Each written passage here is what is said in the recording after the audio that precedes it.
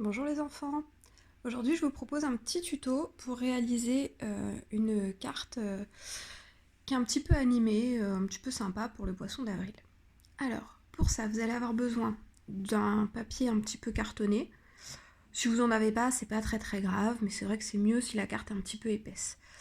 Moi j'ai simplement découpé une boîte à chaussures, hein. Donc vous pouvez récupérer ça dans n'importe quoi, n'importe quel carton. Et c'est pas très grave s'il est pas blanc, hein. Ensuite, vous avez besoin de 2 feuilles de papier qui font la même taille toutes les deux, voyez, et d'une pochette plastique. Vous allez avoir besoin également de crayons à papier et de quoi colorier. Alors on y va tout de suite. Avec votre crayon à papier, vous dessinez un poisson ou un paysage marin sur la première feuille. On y va, c'est parti. Voilà, moi j'ai fait le mien au crayon à papier. Ensuite, maintenant que vous êtes sûr de vous, vous allez le repasser au feutre noir. Un feutre vraiment pas trop épais, hein. Vous prenez un feutre assez fin, noir. Si vous n'avez pas de noir, vous pouvez prendre du marron foncé, ça marche aussi.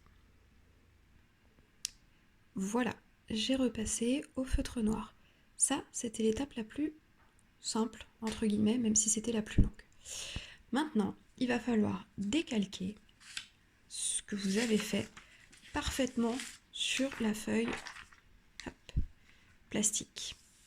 Et je vous explique pourquoi. Il faut que ce soit absolument le même dessin, exactement le même dessin. Parce qu'après, on va devoir les superposer et qu'on ne voit pas la différence entre les deux. Ok? Donc là, vous décalquez sur la feuille plastifiée. C'est-à-dire que vous refaites la même chose sur la feuille plastifiée. C'est parti. Voilà pour moi, c'est fait. Donc j'ai bien un modèle sur papier blanc et mon modèle sur ma feuille calque. Enfin, sur ma feuille plastique. Alors attention par contre, là il va falloir attendre que ça sèche, hein, parce que sinon vous allez abîmer votre travail.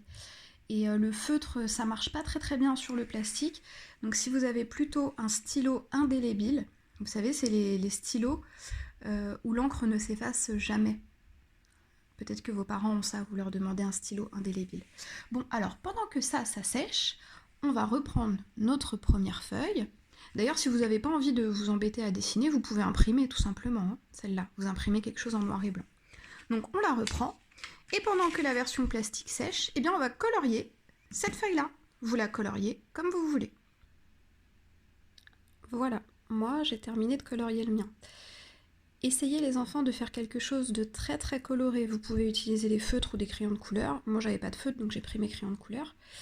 Mais l'important c'est que ce soit très coloré, très vif, pour que ça contraste avec la partie en noir et blanc.